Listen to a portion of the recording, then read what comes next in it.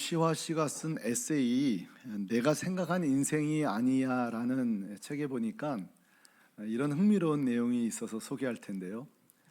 이 작가가 처음 제주도에 방문했을 때에 공항에 내리자마자 이렇게 말했다고 해요.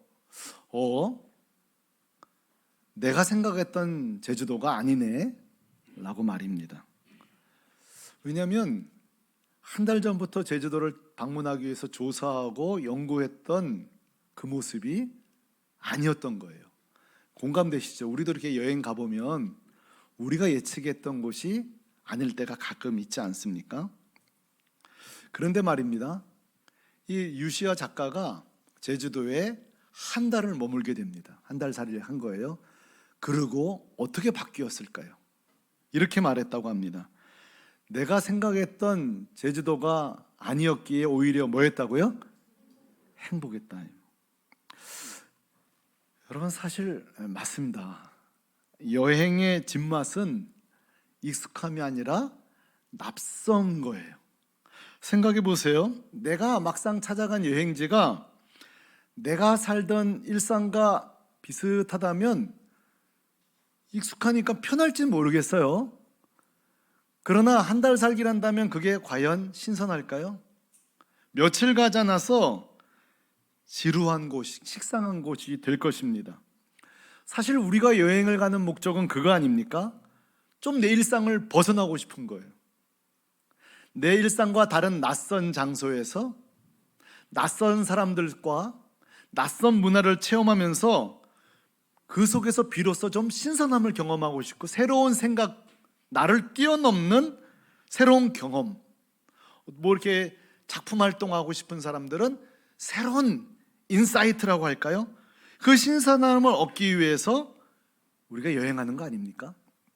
결국 제주도 한 달 살기를 마친 유시화는 독자들에게 이렇게 말합니다. 제주도가 꼭 내 생각대로일 필요는 없잖아요. 제주도가 꼭 내 생각대로일 필요는 없잖아요. 이렇게 말하고 나서는 이 사람이 크리스찬도 아닌데 재미있는 표현을 씁니다. 한번 따라 하실래요? 아마도 삶의 변수는 누구의 계획인가 보다고요? 이거 지금 크리스찬이 한 말이 아닙니다.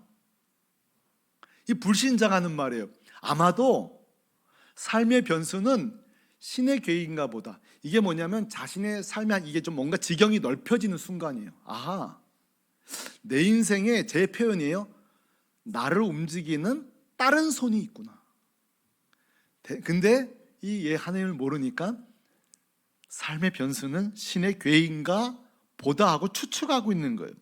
제가 유시화를 통해 몇 가지를 좀 배웠습니다.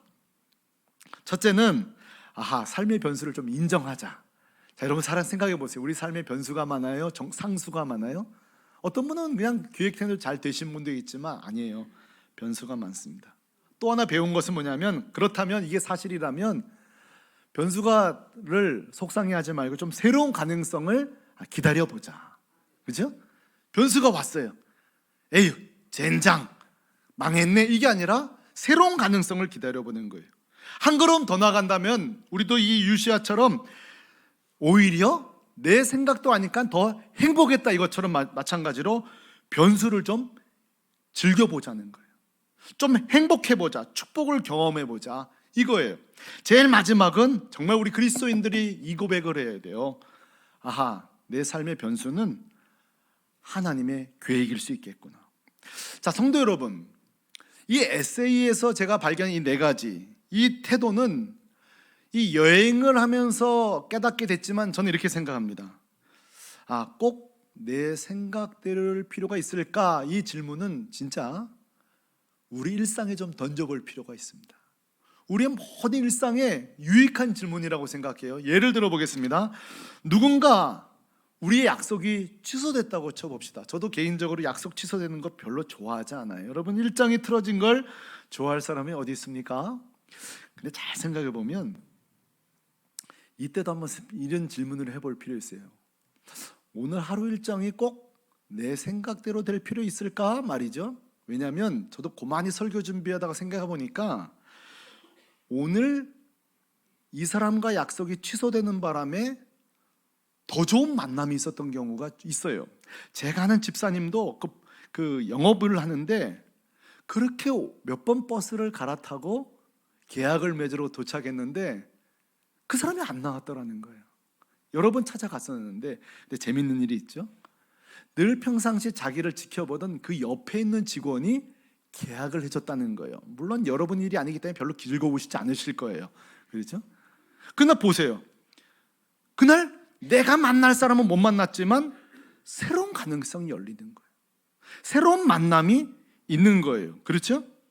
저는 그래서 우리 성도에게 제안하고 싶어요. 우리도 이 연습을 좀 해야 되겠다. 한번 따라 합시다. 꼭 내 뜻대로 될 필요가 있을까?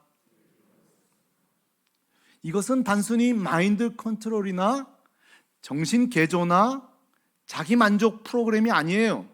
실제 성도에게 이런 믿음의 고백이 있어야 돼요. 왜요? 실제 우리의 인생은 내가 걸어갈지라도 그 길을 인도하시는 분은 누구라 그러죠? 하나님이신 거예요. 여러분 이 고백을 믿습니까? 이 믿음, 이 신뢰, 우리는 이것을 주권과 섭리라고 그래요. 이것을 우리가 믿는다면 성도 중에 여러분 실수 인생은 아무도 없습니다. 실패한 인생은 있을 수가 없습니다. 꼭 내 뜻대로 될 필요가 없습니다. 수많은 변경 속에 새로운 하나님의 계획이 있으니까요. 제가 얼마 전에 기사를 보니까 실수로 만든 발명품이 있더군요. 실수로 만든 발명품 몇 개 있는데 여러분 우리가 잘 사용하는 전자레인지 있죠? 전자레인지가 원래는 레이더 관련된 무슨 물건을 만들려다가 전자레인지가 나온 거래요. 그러니까 원래 전자레인지를 만들려던 게 아니래요. 자, 여러분 우리가 잘 사용하는 포스틱 있죠? 이렇게 붙이는 거. 포스틱. 저기 이렇게 떴다가 후 불면 좀 떨어지잖아요. 원래는 저기 접착제로 만들려고 했는데 실패한 거예요. 근데 사실은 포스틱은 아직도 계속 붙어 있으면 안 돼요. 떨어질 때 떨어져야 되죠. 이게 사실 실패를 통해 만들어진 게 포스트잇이에요. 우리가 여러분 여성들, 요즘 남성들도 이렇게 보톡스를 맞아요. 보톡스 모르세요? 지난주 여러분 맞으신 거 그거. 예. 이 보톡스도 원래는 미용 이게 아니래요. 몸에 독소를 빼는, 이거 제가 더 이상 의학 지식이 없으니까 말하려면 안 되고, 독소를 빼는 어떤 그런 건데 이게 또 그런 효과가 있는 거예요. 그렇죠?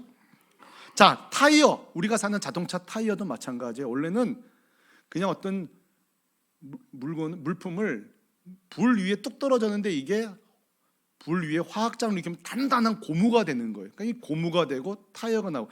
여러분 지금 말씀드린 모든 물건들이 뭐예요? 우리 생각대로 된 게 아니에요.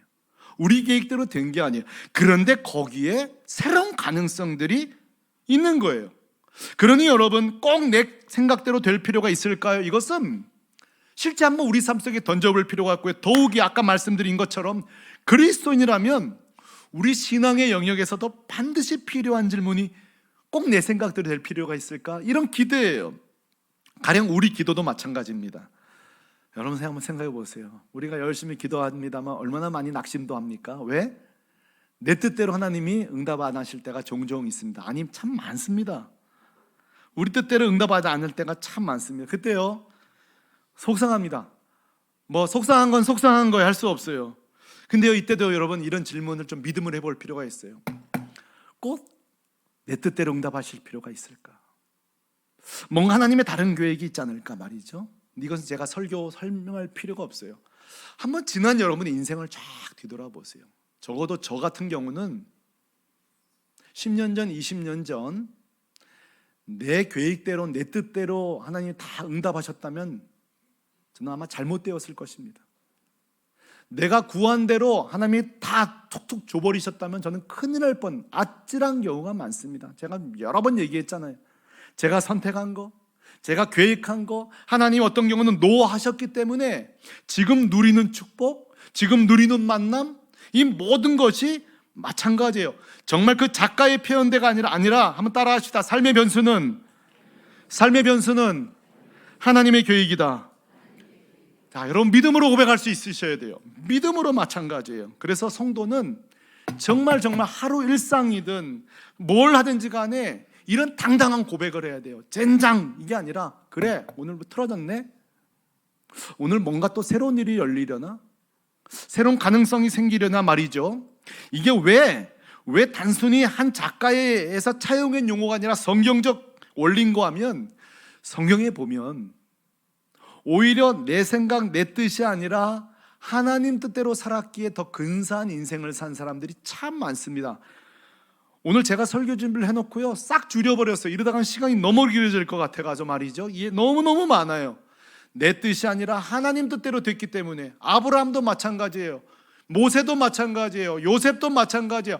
너무 많이 등장해요. 그러나 오늘은 대표적인 사람으로 오늘 우리가 읽은 본문 5절에 등장하는 두 사람을 소개하겠는데, 여러분이 잘 알고 있는 스데반과 빌립입니다. 그러나 오늘 예배 시간에 새 가족들은 빌립과 스데반이 누군지 모를 수 있기에 그분들을 제가 배려해서 조금 설명하려고 합니다. 5절에 보면은 스데반과 빌립을 이렇게 소개하고 있는데요, 그냥 스데반과 빌립 하지 않고 앞에 뭐가 있네요. 다 같이 시작.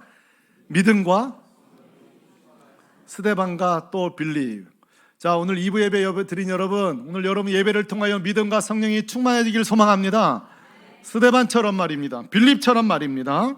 자, 스데반과 빌립을 일단은 믿음과 성령이 충만한 사람이라고 했는데 좋다 이거예요. 그런데 이 사람들이 왜 성경에 등장하게 되었는가 모르는 분들이 계실 수 있어요. 아하, 2절 3절을 보니까 이분들이 교회에 세워게 된 이유가 있네요. 그것은 뭐냐면, 교회가 부흥되는 건 좋으나, 새 가족들이 많이 오는 건 좋으나, 가난한 자들이 많이 생기면서 12사도가 복음 전하고 기도할 시간이 없을 정도로 구제의 일이 너무 늘어난 거예요. 제가 여러분 주일 나와서 죄송합니다 성도 여러분, 지난주 구제하다 보니까 설교 준비 못했는데 주기도문 하심으로 예배를 마치겠습니다. 그러면 한 주는 이해해 줄지 모르겠어요. 근데 여러분, 제가 2주, 3주 그러면 지난주 안 바빴던 것 같은데 헷갈리지 않겠어요? 이건 제가 상상력이 아니라 지금 초대교회에 이런 일이 벌어진 거예요. 말씀을 제쳐놓을 수밖에 없는 일이 벌어진 거예요. 그러자 7 집사를 택한 거예요. 3절 7을 택하라. 우리가 이 일을, 이 구제하는 일, 돕는 일을 위해 이들을 뽑은 거예요. 그러니까 스데반과 이 빌립은 교회 봉사자로 세운 거예요. 디아노코스, 이 말이 봉사자라는 거죠. 그러니까 두 가지 일을만 하면 되는 거예요. 교회 안에서 구제연금 들어왔네, 구제연금만 따로 이렇게 모으는 거예요. 둘째로는 누구를 도우면 좋을까? 그래서 그분들에게 적실하게 헌금을 돕는 일. 그러니까 이 스데반과 빌립은 교회 잘 나와서 교회 안에서 일하면 되는 거예요. 그런데 말입니다, 8절에 두 분의 삶은 교회의 생각과는 좀 다르다는 걸 알 수가 있습니다. 8절 제가 읽겠습니다. 스데반이, 여러분이 좀 도와주셔야 돼요. 뭐가 충만하여? 권능이 충만하여. 지금 헌금 계산하고 배달만 잘하면 되는데 계속 등장하는 게 은혜와 권능이 충만하여. 그 다음 중요해요. 큰 기사와 표적을 민간에 행하니. 이게 왜 독특한 문장이냐면, 적어도 이 순간까지 사도애들에게만 나타나는 현상이 이 집사님에게 나타나는 거예요. 이게 끝이 아니에요. 10절에 보니까 나가서 복음을 전하는데 스데반이 지혜와 뭐로요? 성령으로. 지금 계속 반복되고 있는 문장을 보셔야 돼요. 지혜와 성령으로 설교하기 시작하는데 아무도 당할 수가 없는 거예요. 자, 근데 여러분, 스데반은 아직 놀라기 이르세요. 빌립에 비교해보면 이건 아무것도 아니에요.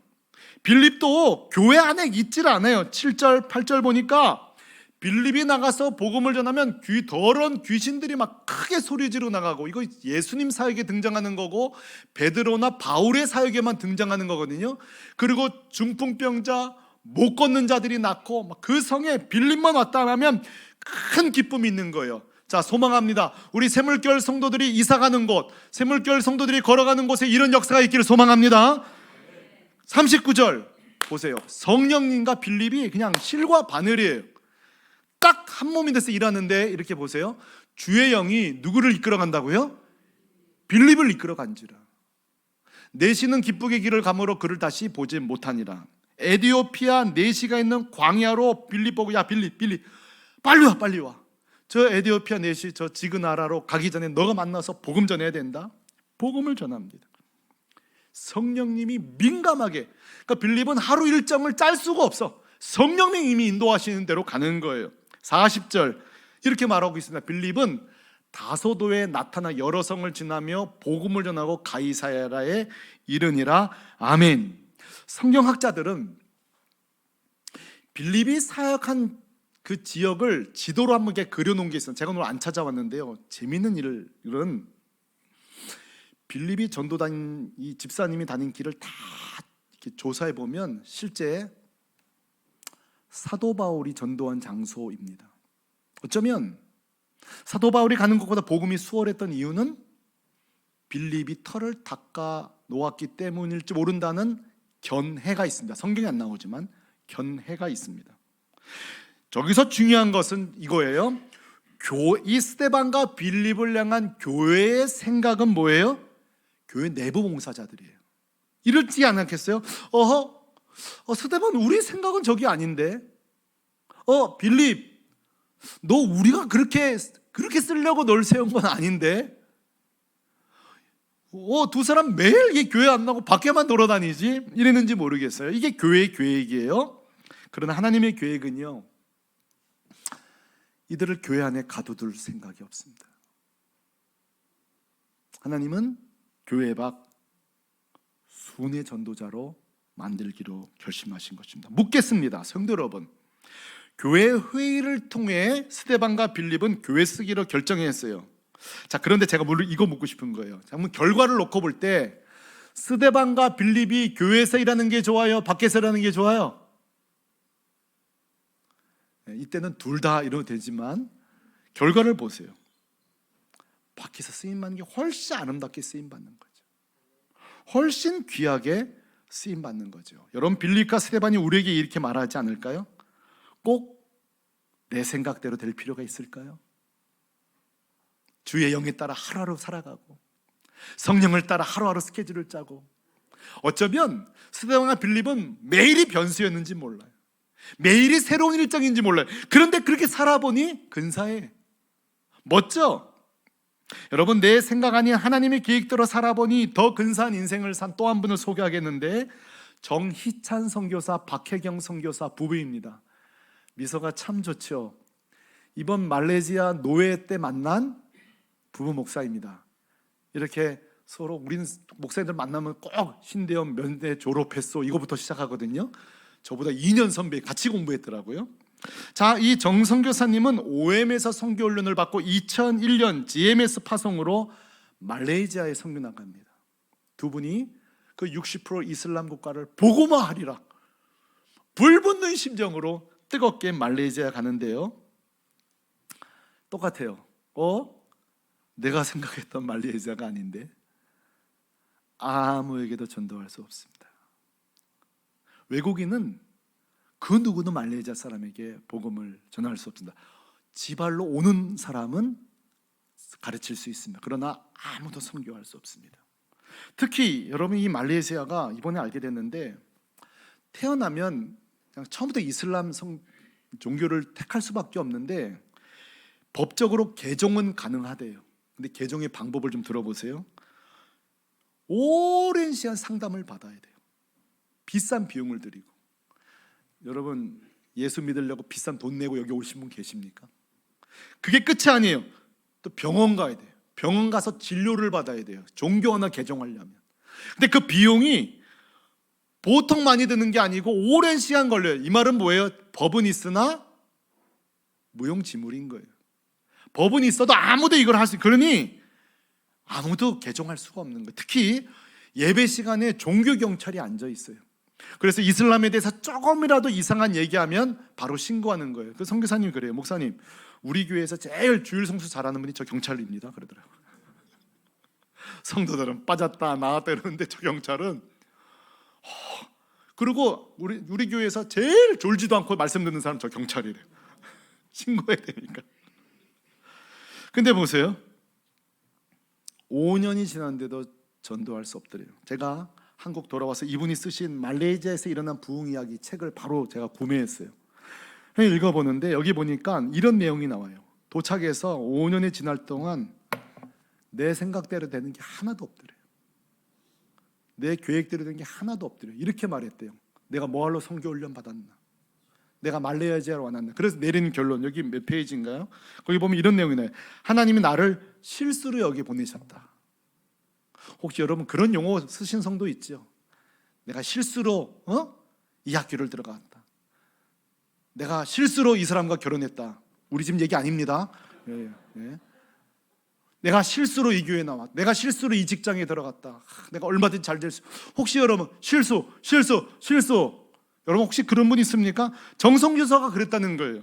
하나님이 나를 실수로 여기로 보내신 거다 생각했다는 거예요.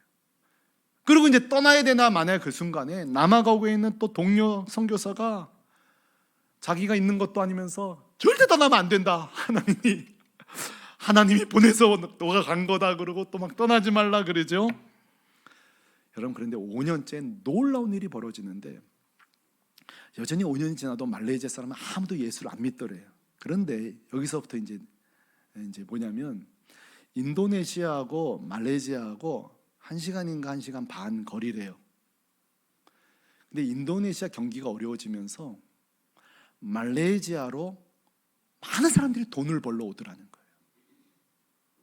근데 재밌는 것은 이 목사님 세운 교회가 마인즈 힐링 교회인데 이 인도네시아 사람들이 1명, 2명 예수 믿기 시작하는 거예요. 말레이시아 사람들은 예수를 아무도 안 믿는데 그래서 5년째부터 선교가 됐는데 지금 몇 명 됐을까요? 몇 명 됐을까요? 여러분 이렇게 안 놀랄 줄 알았어요. 100명이 된 거예요. 지금 100명인데 이 책에 보면 제일 많았을 때는 무려 200명까지. 할렐루야. 선교사님이 그래요. 목사님, 말레이시아 와서 인도네시아 사람 전도할 줄 누가 알았겠냐는 거예요. 여러분 정희찬 선교가사가 우리 새물교회 성도 이렇게 말하지 않을까요? 꼭 내 생각대로일 필요 있을까요? 꼭 내 계획대로일 필요가 있을까요? 성도 여러분, 우리의 삶 긴 호흡으로 바라볼 필요가 있습니다. 자, 오늘 이 말씀을 제가 꼼꼼하게 한번 적용을 시켜보겠습니다. 여러분 해당되시는 분 꼭 적용해 보시기 바랍니다. 여러분 이 말씀은, 오늘 말씀은 우리 새가족들에게 적용할 수 있습니다. 이렇게 말입니다. 여러분 우리 새가족들이요, 교회 정하는 거 정말 어렵습니다. 새 교회를 간다는 거 어렵습니다. 특히 중직자가 교회 옮긴다는 거 어렵습니다. 더더군다나 이전 교회에서 어려움이 있었던 분이 교회 옮기는 건요 더더욱 어렵습니다. 정말 어렵습니다. 이번에는 정말 좋은 교회 만날까? 좋은 목회자 만날까? 좋은 성도 만날까? 해서 방문도 해보고 새벽 기도도 와보고 방송도 들어보고 또 뭐 이렇게 여기저기 정탐하면서 결국 오랜 시간 걸려 마침내 교회를 정합니다. 그러나 이것입니다. 자, 성도 여러분, 이미 정착한 여러분도 마찬가지예요. 그렇게 신중에 기에 택한 교회라고 내 마음에 듭니까? 또 너무 노골적으로 이렇게 솔직히 우리끼리 얘기지만 그 나은교회 목사 설교가 다 내 마음에 듭니까? 내가 와보니 내 부서 사역자가 다 내 마음에 듭니까? 이 교회 모든 목회 방향이 다 내 마음에 듭니까? 만나는 성도들이 다 내 구미에 딱딱 맞습니까?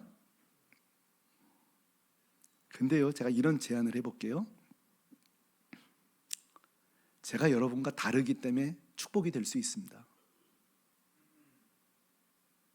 우리가 서로 다르기 때문에 축복이 됩니다.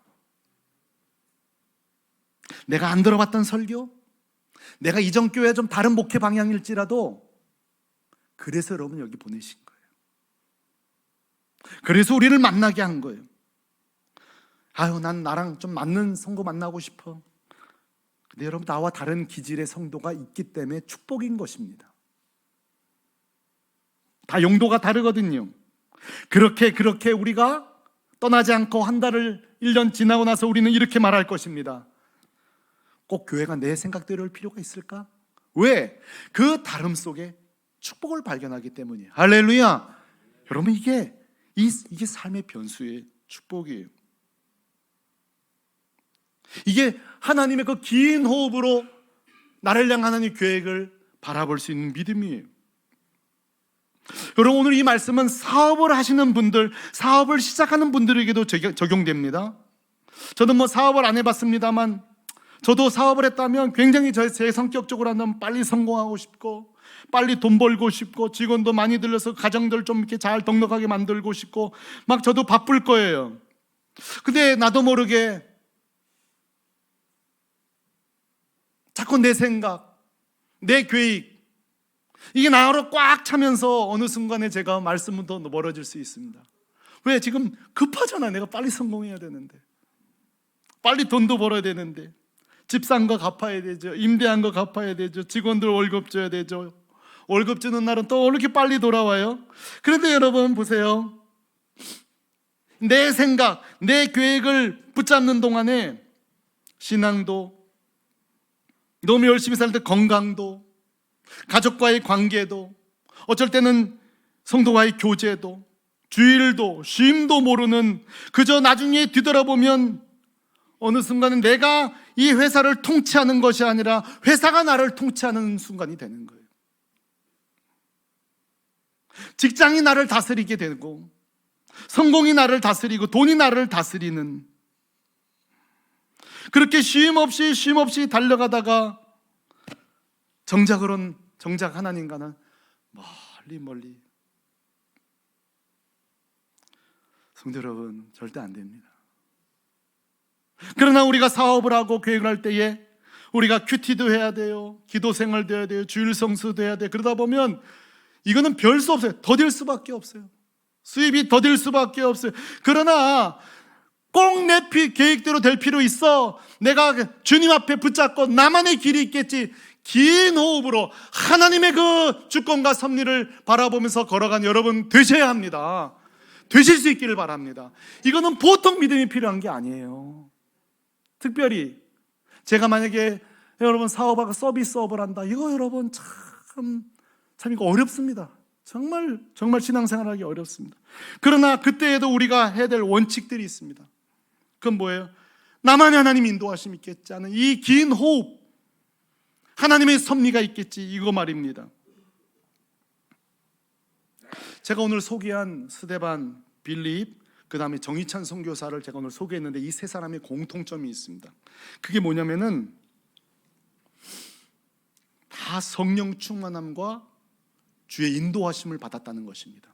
그러니까 잘 보세요. 그저 우리가 꼭 내 생각대로 될 필요가 있어 이러면서 막연하게 살다는 것이 아니라 성령과 기도로, 말씀으로 무장될 때 우리 삶의 변수 속에서 하나님 주신 지혜와 또 모색해 나갈 수 있는 사업에 또 지혜를 주실 줄로 믿습니다. 그 믿음이 필요한 거예요. 저는 오늘 이 말씀이 우리 자녀 교육에도 적용된다고 생각합니다. 제가 여러분 자녀 셋을 키웠습니다. 여러분 저보다 더 많은 자녀 키우신 분들 계실 거예요. 우리 결론이 뭐예요? 내 뜻대로는 내 계획대로 자녀가 안 됩니다. 근데 제가 지금 이런 생각해요. 우리의 자녀가 내 뜻대로 안 돼서 참 다행이다. 우리 자녀가 내 계획대로 안 돼서 참 다행이다. 왜요? 완전하신 하나님 뜻이 우리 아이들 뜻에 이루어지는 게 좋지, 한정된 내 뜻이 이루어진다, 이건 불행입니다.